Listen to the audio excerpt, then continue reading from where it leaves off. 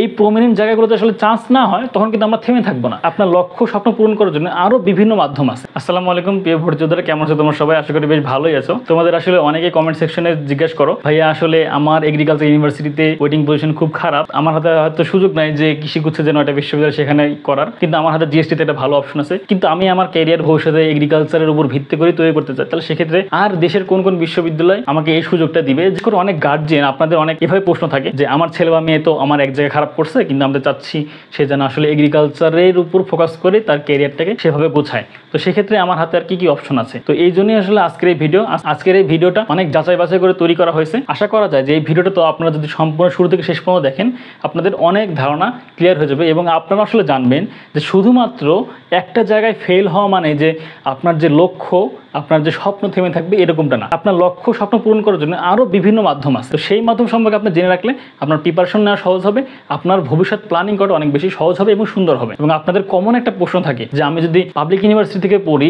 সেটার certificate value আর private university থেকে পড়লে সেটার সার্টিফিকেট ভ্যালু সেম হবে কিনা, পাবলিক ইউনিভার্সিটি থেকে পড়লে আমি যে যে ফ্যাসিলিটি পাবো প্রাইভেট থেকে পড়লে সেম ফ্যাসিলিটিস আমি পাবো কিনা, এই সকল বিষয়ে আমরা একদম ভিডিও শেষ পর্যায়ে কথাবার্তা বলবো। তবে ভিডিও প্রথম পর্যায়ে আমরা আসলে জানবো দেশে এগ্রিকালচারাল ইউনিভার্সিটি ছাড়াও আর কোন কোন বিশ্ববিদ্যালয় আসলে এই এগ্রিকালচার ডিগ্রিগুলো দিয়ে থাকে, আমাদের হাতে আর কি কি অপশন আছে। ভিডিও শুরু করার আগে আমি আমার পরিচয়টা দিই। আমি মোহাম্মদ ইমন তারিক, পড়াশোনা করছি খুলনা কৃষি বিশ্ববিদ্যালয়। এই ভিডিওটাকে আমরা বাংলাদেশের শিক্ষা ব্যবস্থা অনুযায়ী দুইটা ভাগে ভাগ করছি, পাবলিক ইউনিভার্সিটি এক হচ্ছে প্রাইভেট ইউনিভার্সিটি। পাবলিক ইউনিভার্সিটির ভিতর বেশ কয়টা ভাগ আছে, জেনারেল ইউনিভার্সিটি, বিজ্ঞান ও প্রযুক্তি বিশ্ববিদ্যালয়। সেই পাবলিক ইউনিভার্সিটির ভিতরে কিন্তু দেশের সকল কৃষি বিশ্ববিদ্যালয় ইনক্লুডেড থাকবে। তো প্রথমে আমরা আসলে কৃষি বিশ্ববিদ্যালয় শুরু করি। বাংলাদেশে বর্তমানে 9টি কৃষি বিশ্ববিদ্যালয় মিলে একক গুচ্ছ আকারে পরীক্ষা হয়, অর্থাৎ 9টা বিশ্ববিদ্যালয় পরীক্ষায় একটাই পরীক্ষা হবে। পরীক্ষা মেরিটের ভিত্তিতে একজন স্টুডেন্ট সে তার ডিজায়ারেবল সাবজেক্ট ইউনিভার্সিটি পাবে এবং সেই জায়গায় তার অনার্স কমপ্লিট করতে পারবে। তো এই 9টা কৃষি বিশ্ববিদ্যালয় কোন বিশ্ববিদ্যালয় আসলে কোন সাবজেক্টগুলো পড়ায় এই সকল বিষয় নিয়ে আলোচনা করব। ভিডিও শুরু করি বাংলাদেশ কৃষি বিশ্ববিদ্যালয় দিয়ে। এটাই এখন পর্যন্ত বাংলাদেশের সর্বোচ্চ সংখ্যক ফ্যাকাল্টি নিয়ে গঠিত বিশ্ববিদ্যালয়। কৃষি ইউনিভার্সিটিগুলোর ভিতরে আমাদের agriculture, DVM, animal husbandry, economics, engineering, অর্থাৎ অবশ্যই কিন্তু এগ্রিকালচারাল ইকোনমিক্স, অবশ্যই agriculture engineering, fisheries, food safety, food engineering, bio informatics, এই সকল বিষয়ে কিন্তু বাংলাদেশ কৃষি বিশ্ববিদ্যালয়ে পড়ার সুযোগ আছে। তারপর ঢাকার ভিতরে একটা বিশ্ববিদ্যালয় গাজীপুর কৃষি বিশ্ববিদ্যালয়, এটা কিন্তু আমাদের agriculture, DVM, fisheries, agriculture engineering, agriculture economics এবং সর্বশেষ ফরেস্ট্রি অ্যান্ড এনভায়রনমেন্টাল সায়েন্স তারা আসলে ডিগ্রি প্রদান করে। তারপর ঢাকার একদম প্রাণ কেন্দ্রে যে বিশ্ববিদ্যালয় অবস্থিত সেটা হচ্ছে শেরেবাংলা কৃষি বিশ্ববিদ্যালয়। এটা টোটাল আসলে 4টা সাবজেক্টের উপর ডিগ্রি প্রদান করে থাকে, সেটা হচ্ছে এগ্রিকালচার, ফিশারিজ, ডিভিএম এবং ইকোনমিক্স। তারপরে কৃষিগুচ্ছের ভিতরে একমাত্র বিজ্ঞান ও প্রযুক্তি বিশ্ববিদ্যালয়, পটুয়াখালী বিজ্ঞান ও প্রযুক্তি বিশ্ববিদ্যালয়, যে এগ্রিকালচারাল যে অনুষদটা আছে তারা কিন্তু কৃষিগুচ্ছের সাথে একসাথে কম্বাইন করে ভর্তি পরীক্ষা নিয়ে থাকে। পটুয়াখালী বিজ্ঞান ও প্রযুক্তি বিশ্ববিদ্যালয় তারা যে সকল ডিগ্রিগুলো অফার করে সেটা হচ্ছে agriculture, fisheries, DVM, animal husbandry. এবং তারপর চট্টগ্রামে আছে সিভাসু, তারা আসলে ডিভিএম, ফিশারিজ, ফুড সায়েন্স এবং বায়োটেকনোলজি অ্যান্ড জেনেটিক ইঞ্জিনিয়ারিং, এই 4টা সাবজেক্টের উপরে তারা আসলে ডিগ্রি প্রদান করে। সিলেট কৃষি বিশ্ববিদ্যালয় যে সকল ডিগ্রি প্রদান করে সেটা হচ্ছে এগ্রিকালচারের উপরে DVM, fisheries, agriculture economics, agriculture engineering, BGE অর্থাৎ বায়োটেকনোলজি অ্যান্ড জেনেটিক ইঞ্জিনিয়ারিং। এই বিজিই বাদ দিয়ে এখানে যে এগ্রিকালচার থেকে ইঞ্জিনিয়ারিং যে ফ্যাকাল্টিগুলো আছে এই সকল ফ্যাকাল্টির উপর ডিগ্রি প্রদান করে কিন্তু খুলনা কৃষি বিশ্ববিদ্যালয়। তারপরে কৃষিগুচ্ছের সর্বশেষ 2টা বিশ্ববিদ্যালয় যুক্ত হয়েছে, একটা হচ্ছে হবিগঞ্জ কৃষি বিশ্ববিদ্যালয় এবং সর্বশেষ রিসেন্ট যে বিশ্ববিদ্যালয় যুক্ত সেটা হচ্ছে কুড়িগ্রাম কৃষি বিশ্ববিদ্যালয়। হবিগঞ্জ কৃষি বিশ্ববিদ্যালয় বর্তমানে 3টা ফ্যাকাল্টিতে তাদের শিক্ষা কার্যক্রম পরিচালনা করতেছে, সেটা হচ্ছে যে এগ্রিকালচার, ডিভিএম এবং ফিশারিজ। কুড়িগ্রাম কৃষি বিশ্ববিদ্যালয় তারা আসলে মেইনলি 2টা অনুষদের শিক্ষা কার্যক্রম পরিচালনা করতেছে, সেটা হচ্ছে যে এখানে স্টার মার্ক দিয়ে আমি একটা কথা লিখছি, সেটা হচ্ছে যে সিভাসুতে কিন্তু তারা এগ্রিকালচারের উপরে কোনো রকম কোনো ডিগ্রি প্রদান করে না। ঠিক তেমনি ভাবে কুড়িগ্রাম কৃষি বিশ্ববিদ্যালয় তারা কিন্তু ডিভিএম এর উপরে কোনো ডিগ্রি প্রদান করে না। এটা 2টি অ্যানালাইসিসের বিষয় ঘটে গেছে, আপনারা হয়তো অনেকে খেয়াল করছেন বা অনেকে খেয়াল করেন নাই। যারা আসলে খেয়াল করেনি তাদের জন্য একটু ক্লিয়ার করে দেই। এখানে বাংলাদেশ কৃষি বিশ্ববিদ্যালয় ডিভিএম অ্যান্ড অ্যানিমেল হাজবেন্ডারি এটা লেখা আছে এবং পটুয়াখালী বিজ্ঞান ও প্রযুক্তি বিশ্ববিদ্যালয় ডিভিএম অ্যান্ড অ্যানিমেল হাজবেন্ডারি লেখা আছে। যে জায়গায় আমি হচ্ছে ডিভিএম এবং অ্যানিমেল হাজবেন্ডারি আলাদা আলাদা লিখছি, সেই 2টা বিশ্ববিদ্যালয় কিন্তু ডিভিএম এবং অ্যানিমেল হাজবেন্ডারি 2টা আলাদা আলাদাভাবে ডিগ্রি প্রদান করে। যারা শুধুমাত্র অ্যানিমেল হাজবেন্ডারিতে পড়াশোনা করবে তারা কিন্তু নামের আগে ডাক্তার লিখতে পারবে না, যারা ডিভিএম এর উপর পড়াশোনা করবে তারা কিন্তু নামের আগে লিখতে পারবে। এই যে বাংলাদেশ কৃষি বিশ্ববিদ্যালয় এবং পটুয়াখালী কৃষি বিশ্ববিদ্যালয় বাদ দিয়ে বাকি যে ইউনিভার্সিটিগুলো আছে আমি কিন্তু লিখছি শুধু ডিভিএম। এই ডিভিএম মানে বাকৃবির মধ্যে শুধু যে ডিভিএম সেরকমটা না, এই ডিভিএম এর ভিতরে একদম কম্বাইন্ড ডিগ্রি অ্যাটাচমেন্ট, অর্থাৎ তারা both animal husbandry and DVM সহ পড়ায়, তারাও কিন্তু নামের আগে ডাক্তার লিখতে পারে। আরেকটা অ্যানালাইসিস হচ্ছে এখানে যে সকল বিশ্ববিদ্যালয় আছে সকল বিশ্ববিদ্যালয়ে কিন্তু এগ্রিকালচার ইঞ্জিনিয়ারিং সাবজেক্টটা পড়ায় না। আমরা যদি খুব ভালো করে লক্ষ্য করি, হাতে গোনা মাত্র 4টা বিশ্ববিদ্যালয় এগ্রিকালচার ইঞ্জিনিয়ারিং সাবজেক্টটা পড়ায়। 1 বাংলাদেশ কৃষি বিশ্ববিদ্যালয় এগ্রিকালচার ইঞ্জিনিয়ারিং সাবজেক্ট পড়ায়, 2 গাজীপুর কৃষি বিশ্ববিদ্যালয় এগ্রিকালচার ইঞ্জিনিয়ারিং সাবজেক্ট পড়ায়, সিলেট কৃষি বিশ্ববিদ্যালয় এগ্রিকালচার ইঞ্জিনিয়ারিং সাবজেক্ট পড়ায় এবং 4 খুলনা কৃষি বিশ্ববিদ্যালয় এগ্রিকালচার ইঞ্জিনিয়ারিং সাবজেক্টটা পড়ায়। এখন আমরা আসলে দেখবো যে এই এগ্রিকালচার ইউনিভার্সিটিগুলো যে সকল ডিগ্রি অফার করে, এই সেম ডিগ্রিগুলাই অন্যান্য general university, science and technology university তারা আসলে কোন কোন ডিগ্রি অফার করতেছে। জেনারেল ইউনিভার্সিটির ক্ষেত্রে আমি যদি যাই, প্রথমে আসলে ঢাকা বিশ্ববিদ্যালয়ের কথা। ঢাকা বিশ্ববিদ্যালয় থেকে তোমরা চাইলে ফিশারিজে অনার্স করতে পারবা। চট্টগ্রাম বিশ্ববিদ্যালয় বোথ ফিশারিজ অনার্স করা যাবে এবং ফরেস্ট্রি অ্যান্ড এনভায়রনমেন্টাল সায়েন্সে অনার্স করা যাবে। তারপর আছে রাজশাহী বিশ্ববিদ্যালয়। রাজশাহী বিশ্ববিদ্যালয়ে এগ্রিকালচার ফ্যাকাল্টির আন্ডারে 2টা সাবজেক্ট আছে, একটা হচ্ছে ক্রপ সায়েন্স, একটা হচ্ছে অ্যাগ্রোনমি অ্যান্ড এগ্রিকালচার এক্সটেনশন। তুমি ক্রপ সায়েন্স থেকে পড়লেও যে ডিগ্রিটা পাবা, তুমি অ্যাগ্রোনমি অ্যান্ড এগ্রিকালচারাল এক্সটেনশন থেকে পড়াশোনা করলেও সেম ডিগ্রিটাই পাবা। এবং সেই সাথে রাজশাহী ইউনিভার্সিটি থেকে তুমি ডিভিএম পড়াশোনা করতে পারো এবং ফিশারিজে পড়াশোনা করতে পারবা। তারপরে আছে হচ্ছে খুলনা ইউনিভার্সিটি। খুলনা ইউনিভার্সিটি থেকে তুমি ফিশারিজে অনার্স মাস্টার্স করতে পারবা। আরেকটা ডিসিপ্লিন আছে agro technology discipline. Agro technology discipline mainly আসলে এগ্রিকালচারের উপরে তারা ডিগ্রি দিয়ে থাকে এবং সেই সাথে তাদের এখানে এনভায়রনমেন্টাল সায়েন্স পড়ারও সুযোগ আছে। এই গেল হচ্ছে জেনারেল ইউনিভার্সিটিগুলোর কথা।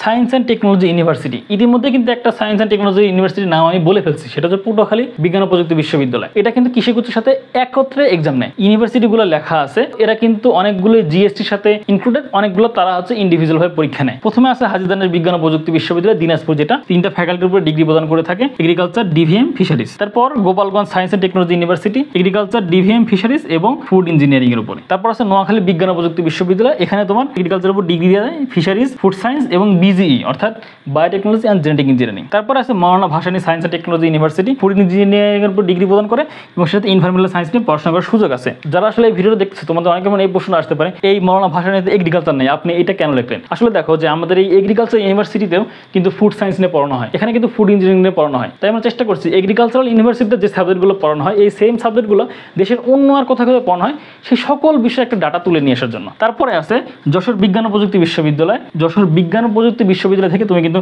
ফিশারিজে অনার্স করতে পারবা, ফুড ইঞ্জিনিয়ারিং করতে পারবা এবং নিউট্রিশন অ্যান্ড ফুড টেকনোলজির উপরে অনার্স করতে পারবা। এখানে ভেটেরিনারি কিছু কলেজ আছে, একটা আছে ঝিনাইদহ সরকারি ভেটেরিনারি কলেজ, আর একটা আছে সিরাজগঞ্জ সরকারি ভেটেরিনারি কলেজ। আমি যতদূর পর্যন্ত আপডেট জানি, এই ঝিনাইদহ ভেটেরিনারি কলেজ যেটা এই যশোর বিজ্ঞান ও প্রযুক্তি বিশ্ববিদ্যালয়ের সাথে ইনক্লুডেড হয়ে আসে। তোমরা সার্কুলার দেখলে এই বিষয় সম্পর্কে একটু ভালোভাবে ক্লিয়ার হয়ে যাবে। আরএসটিইউ সম্পর্কে তোমরা অনেকেই জানো না, ভাববা ভাই এটা কি Rajshahi science and technology university কিনা। এটা হচ্ছে তোমার রাঙামাটি বিজ্ঞান ও প্রযুক্তি বিশ্ববিদ্যালয়।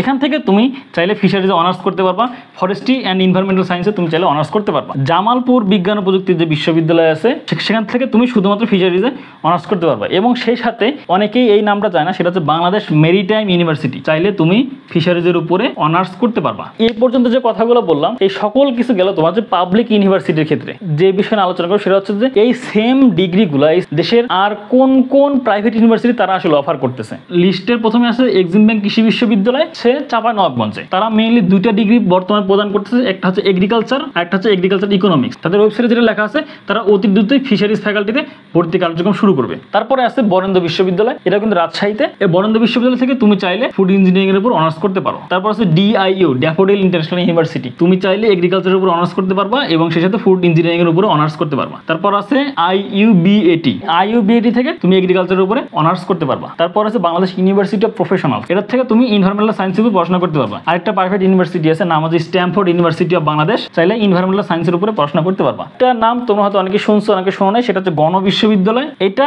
বর্তমানে 2টা ডিগ্রি প্রদান করতেছে, একটা হচ্ছে এগ্রিকালচার আর একটা হচ্ছে ডিভিএম। এটা নাম লেখা রয়েছে, সেটা হচ্ছে রবীন্দ্র মৈত্র বিশ্ববিদ্যালয় কুষ্টিয়া। এরা কিন্তু শুধুমাত্র এগ্রিকালচারের উপরে ডিগ্রি দিয়ে আসতেছে। এই গেল তুমি যদি আসলে বাংলাদেশে এগ্রিকালচারের উপর ভিত্তি করে ক্যারিয়ার করতে চাও, তুমি কোন কোন প্রতিষ্ঠানে পড়তে পারবা, both public and both private. এখন চলে আসি ভিডিওর প্রশ্ন উত্তরের পর্বে, যেটা তোমাদের গার্জিয়ানদের সকলের সেম প্রশ্ন থাকে যে আমি যদি প্রাইভেট থেকে এগ্রিকালচারের উপর অনার্স মাস্টার্স করি, আমি পাবলিকের মতো সেম ফ্যাসিলিটি পাবো কিনা। পাবলিক থেকে পড়লে যে সকল জায়গায় চাকরির আবেদন করতে পারে, আমি কি প্রাইভেট থেকে করলে সেই সকল জায়গায় আবেদন করতে পারবো কিনা। আমি পিওর কৃষি বিশ্ববিদ্যালয় থেকে পড়াশোনা করলে যে সার্টিফিকেট ভ্যালুটা পাবো, আমি এই বিজ্ঞান ও প্রযুক্তি বিশ্ববিদ্যালয় থেকে পড়লে সেম সার্টিফিকেট ভ্যালুটা পাবো কিনা। এই সকল বিষয় নিয়ে এখন তোমাদের উত্তর দিয়ে দিব। আমি যদি এই প্রশ্নের উত্তর এক কথায় দেই, এইটার অ্যান্সার হবে হচ্ছে হ্যাঁ। তুমি প্রাইভেট ইউনিভার্সিটি থেকে পড়াশোনা করে চাকরিতে অ্যাপ্লাই করলে যে সুযোগ সুবিধা পাবা, তুমি পাবলিক ইউনিভার্সিটি থেকে অ্যাপ্লাই করলেও চাকরিতে সেম সুযোগ সুবিধাই পাবা। প্রত্যেকটা বিশ্ববিদ্যালয়ে তোমার সার্টিফিকেট ভ্যালু সব সেম। তোমরা যদি চাকরির সার্কুলার ভালো করে খেয়াল করো, সেখানে কিন্তু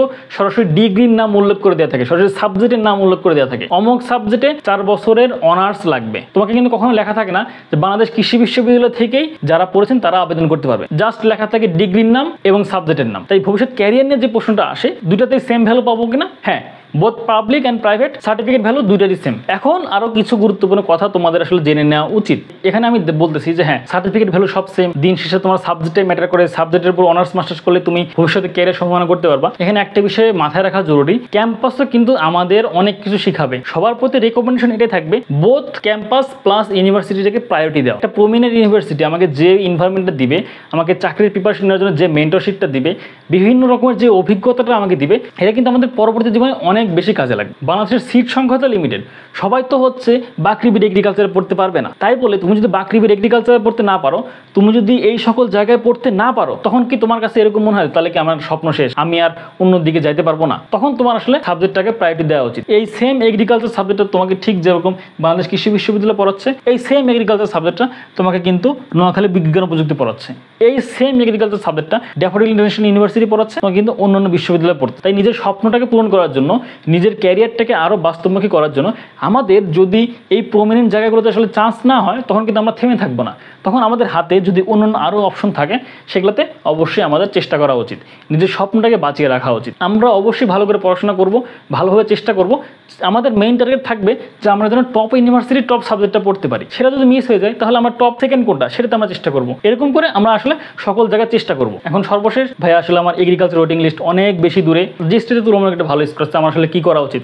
এক্ষেত্রে তোমার সাজেশন থাকবে এটাই, তুমি তো জানো যে তোমার ওয়েটিং পজিশন থেকে তোমার এগ্রিকালচার ইউনিভার্সিটিতে কোন জায়গাটা আসতে পারে। তোমার যদি জিএসটিতে ভালো ভালো জায়গায় থাকে এবং তোমার যদি স্বপ্ন থেকে না তুমি এগ্রিকালচার রিলেটেড সাবজেক্টে পড়বা, তুমি চাইলে এই বিষয়গুলোকে একটু নজরদারির ভিতরে রাখতে পারো। এতে করে তোমার আসলে এগ্রিকালচার ইউনিভার্সিটিতে তোমার যদি কোনো কারণে নাও হয়, তুমি কিন্তু এই সকল বিশ্ববিদ্যালয়ে এক ভালো ডিমান্ডিং সাবজেক্টে পড়াশোনা করতে পারবা। এখন তোমাদের আসলে একটু অন্য টপিক নিয়ে কথা বলি। সর্বশেষ 28শে মে কিন্তু কৃষিগুচ্ছের চূড়ান্ত ভর্তি সম্পূর্ণ শেষ হয়ে গেছে। এর ফলে কিন্তু অনেকগুলো আসন ফাঁকা থাকছে। এই অবস্থায় বোথ যারা মেরিটে চান্স পাইছে এবং যারা ওয়েটিং লিস্টে আছে, তারা উভয়ে কিন্তু টেনশনে আছে। যারা মেরিটে পাইছে তাদের কি টেনশন, ভাই আসলে মাইগ্রেশনের রেজাল্ট কবে দিবে, আমার কি ইউনিভার্সিটি আবার আগাতে পারে কিনা। যারা ওয়েটিং লিস্টে আছে তাদের কি টেনশন, ভাই আমার আসলে চান্স হবে কিনা। তো তোমাদের একটাই বলবো যে আমি যতদূর জানি যে অতি দ্রুতই তারা আসলে এইটার ফলাফলটা দিয়ে দিবে, মাইগ্রেশনের রেজাল্ট দিবে। তারপর আসলে কোন বিশ্ববিদ্যালয়ে কতটা সিট আছে, যারা আসলে ওয়েটিং লিস্টে আছে তাদের 22শে জুন স্ট্যান্ডিং ভর্তি নিয়ে একটা বিষয় আছে। তাই তোমাদের কাছে রিকোয়েস্ট থাকবে এটাই, তোমরা একটু ধৈর্য ধরো, অতি দ্রুতই হয়তো কৃষিগুচ্ছ কর্তৃপক্ষ এই বিষয়গুলো সমস্যার সমাধান করে দিবে। আমাদের সাথেই থেকো, আমি তো চেষ্টা করবো নিয়মিত যে কোনো আপডেট আসলে সরাসরি সাথে তোমাদের কাছে পৌঁছানোর। আমরা কিন্তু ইউটিউবের পাশাপাশি আমাদের ফেসবুক পেজ গ্লান্স অফ অ্যাডমিশনও নিয়মিত সকল আপডেট দিয়ে থাকি। তোমার যে মাধ্যমে সুবিধা হয়, তুমি চাইলে আমাদের ইউটিউব চ্যানেল এবং Facebook page follow, subscribe, share চাইলে করতে পারো। এতে করে আমরা কোনো আপডেট দেওয়া মাত্রই খুবই তাড়াতাড়ি তোমার কাছে পৌঁছে যাবে ইনশাআল্লাহ। তো সবাই ভালো থেকো, সুস্থ থেকো, আমার জন্য দোয়া করো যেন আমি তোমাদের সর্বদা সঠিক সময় সঠিক দিক নির্দেশনা দিয়ে যেতে পারি।